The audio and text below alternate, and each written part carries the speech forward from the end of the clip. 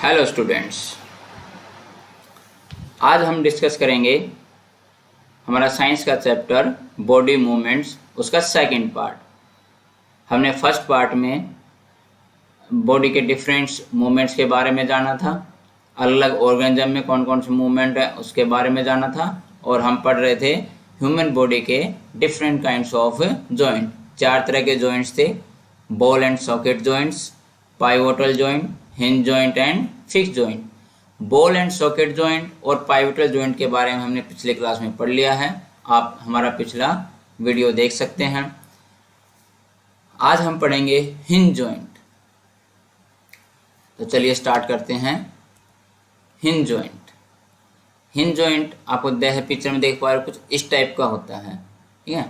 Hinge जो होती है, जैसे हम दरवाज़ा हम लगाते हैं तो उसमें जो कब्जा लगा होता है उसको हम हिंज कहते हैं। तो दरवाज़ा होता है वो एक उस हिंज के अलोंग एक लेफ्ट राइट डायरेक्शन में मूव कर सकता है। तो इस तरह का जॉइंट जो है वो हमारे नीज में मिलता है कि नी से हम अपने पैर को पीछे की तरफ तो बेंड कर सकते हैं, लेकिन आगे की तरफ बेंड नहीं कर सकते। तो जिससे दरवाजे को हम एक ही तरफ मूव कर सकते हैं, दोनों तरफ मूव नहीं कर सकते। तो ये सिमिलर टाइप का ये जॉइंट होता है। नी और एल्बो के अंदर भी ये जॉइंट होता है। नी और एल्बो में हमें हिंज टाइप का जॉइंट मिलता है। आप पिक्चर में क्लियरली देख सकते हो किस तरह से इनका मोशन होता है। तो इसकी वजह से मोशन बैक फोर्थ डायरेक्शन में पॉसिबल है, आगे पीछे पॉसिबल है। नेक्स्ट आता है हमारा फिक्स जॉइंट। तो फिक्स जॉइंट क्या होते हैं? जॉइंट तो हैं, यहाँ पे डिफरेंट टाइप ऑफ बोन्स हैं वो आके मिलती हैं, लेकिन ये जॉइंट फिक्स रहते हैं। मीन्स इन जॉइंट्स पे कोई मूवमेंट पॉसिबल नहीं होती। जॉइंट जरूर हैं वो, लेकिन वहाँ पे मूवमेंट नहीं होती। ऐसे जॉइंट को बोला जाता है फिक्स जॉइंट। तो यदि हम अपने स्कल यानी कि खोपड़ी की बात करें तो उसमें कई तरह की हड्डियाँ होती हैं, वो एक दूसरे से टाइटली जॉइन होती हैं, लेकिन वहाँ पे मूवमेंट पॉसिबल नहीं होता। तो इस तरह के जॉइंट को हम बोल देते हैं फिक्स जॉइंट। तो अपर जॉ और रेस्ट ऑफ द बॉडी है वो फिक्स जॉइंट से जुड़ी हुई होती हैं, यहाँ पे कोई मूवमेंट पॉसिबल नहीं होता। अब नेक्स्ट क्वेश्चन ये आता है, स्केलेटन सिस्टम क्या होता है? चलिए जानते हैं स्केलेटन सिस्टम के बारे में। Skeleton system, the framework of bone to give shape to our body is called skeleton system. कि पूरी हड्डियों का जो ढांचा है, द पूरा स्ट्रक्चर हमारी बोन्स का क्या कहलाता है? Skeleton system. X ray shows the shape of bone in our body. जो एक्सरे हैं वो शो करती हैं shape of bone in our body. हमारी बॉडी के अंदर जो बोन्स है, यदि हम एक्सरे करें ना शरीर के किसी पार्ट का, तो उससे हमें हमारी हड्डियां की शेप कैसी है वो हमें एक्सरे से मिल जाता है। तो आप लोगों ने कभी घर में या किसी का आपने एक्सरे जरूर देखा होगा। जब किसी को चोट लग जाती है, कहीं हड्डी क्रैक हो जाती है, तो उसका एक्सरे करवाया जाता है कि पता करने के लिए कौन सी हड्डी में कहाँ पे कितना प्रॉब्लम हुई है, कितना क्रैक आया है। तो हम कुछ पिक्चर से आपको दिखाएंगे। जैसे बोन्स ऑफ हैंड, यदि हैंड की बोन्स को हम एक्सरे लें तो कुछ इस टाइप से वो दिखाई देंगे, राइट।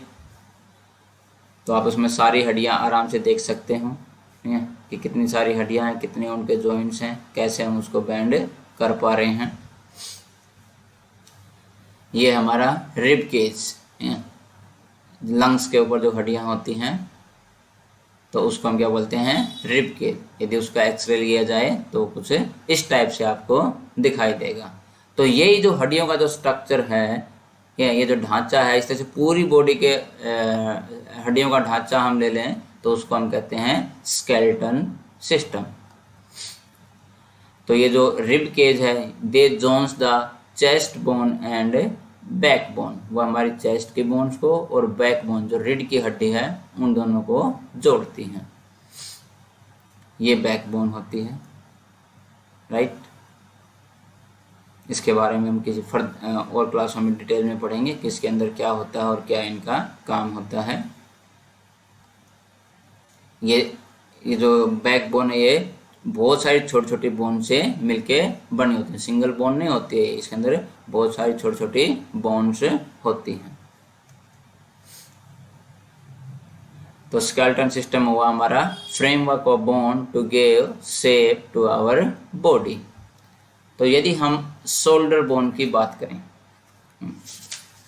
तो शोल्डर में हमारा किस टाइप का जॉइंट होता है, थोड़ी देर पहले हमने पढ़ा था, बताइए। उसमें था हमारा बॉल एंड सॉकेट टाइप का जॉइंट। अब बात है कि इनको मूवमेंट देता कौन है, कौन इनको अप डाउन या आगे पीछे लेफ्ट राइट कौन मूव कराता है, तो इस मूवमेंट में मदद करते हैं मसल्स, राइट। तो जैसा कि आप इस पिक्चर में देख पा रहे हो, जो ये रेड कलर का जो पोर्शन है, राइट, ये जो रेड कलर का जो ये पोर्शन है, ये जो हमें ये कहलाते हैं हमारी मसल्स। और ये मसल्स ही हैं, ये मसल जब कॉन्ट्रैक्ट होती हैं, जब ऊपर की मसल कॉन्ट्रैक्ट हो जाएंगी, ठीक है, तो हमारा हाथ ऊपर की तरफ चला जाता है, और जब नीचे की मसल कॉन्ट्रैक्ट हो जाती हैं तो उसको वापस से नीचे की तरफ ले आती हैं। और ये मसल जो हैं ये अपनी मर्जी से काम नहीं करती हैं, ठीक है, ये हमारी इच्छा से काम करती हैं। इन मसल को हम वॉल्यूंटरी मसल कहते हैं। किसी बड़ी क्लास में हम इसके बारे में डिटेल में पढ़ेंगे। तो जब मसल्स हैं कॉन्ट्रैक्ट करती हैं और रिलैक्स करती हैं, तब हमें हमारी बॉडी में डिफरेंट जॉइंट्स में मूवमेंट पॉसिबल होता है।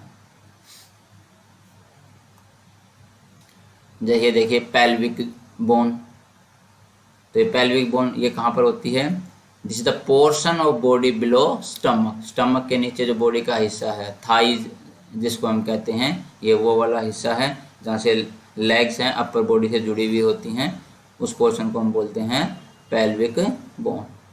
तो ये हमारे स्केलेटन सिस्टम का हिस्सा है। ये स्कल के बारे में हम पहले ही पढ़ चुके हैं। उसमें बहुत छोटी बड़ी बहुत तरह की हड्डियाँ होती हैं जो कि एक फिक्स जॉइंट से आपस में जुड़ी हुई होती हैं, राइट। तो ये सारी चीज़ें जो हैं ये हमारे स्केलेटन सिस्टम के अंदर आती हैं। अब नेक्स्ट क्वेश्चन ये आता है, भाई बोन्स के बारे में तो हमने जान लिया कि बोन्स हार्ड पार्ट होता है, वो बेंड नहीं होती हैं, लेकिन दो बोन जहाँ मिलती हैं वहाँ पे जॉइंट बनता है और जॉइंट के ऊपर मूवमेंट पॉसिबल है। अलग तरह के 4 टाइप के मूवमेंट्स हमने पढ़ी हैं, और बोन्स का जो स्ट्रक्चर है, जो ढांचा तैयार होता है, उसको हम स्केलेटन सिस्टम कहते हैं। उसके भी हमने अलग अलग पार्ट्स देख लिए हैं। अब नेक्स्ट क्वेश्चन ये आता है, कार्टिलेज क्या होता है। तो ये हमारे स्केलेटन सिस्टम का एडिशनल पार्ट होता है। तो कार्टिलेज क्या है, ये एक हार्ड सब्सटेंस होता है बॉडी के अंदर, but not as hard as bone, लेकिन बोन के इतना हार्ड नहीं होता ये। जैसे ईयर पिन्ना, जो कान का जो बाहर का हिस्सा जो हमें दिखाई दे रहा है, इसको हम बोलते हैं पिन्ना। अब ये हिस्सा देखिए, ये न तो बिल्कुल सॉफ्ट है और न ही बोन के इतना सॉरी न ही ये बोन के इतना हार्ड है।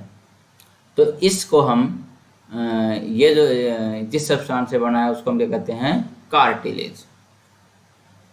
तो क्या कार्टिलेज ईयर पिन्ना के अलावा कहीं और भी होता है, तो आंसर है यस।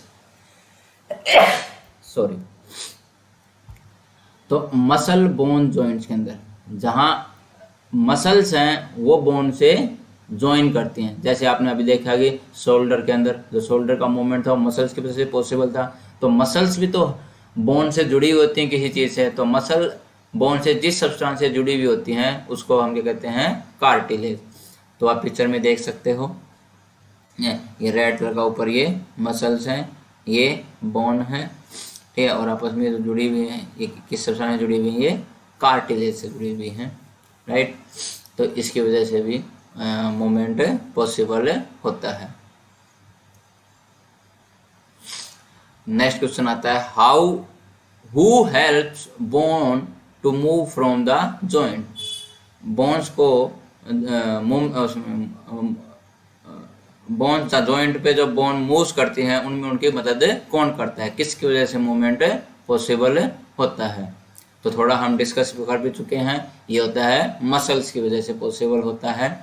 मसल जब कॉन्ट्रैक्ट और रिलैक्स करती हैं, ठीक है, तब जॉइंट में से बोन्स है वो मूव करती हैं, तब उसके अंदर मोशन पॉसिबल होता है। अब ये देखिए, ये हमारे हाथ का पिक्चर है।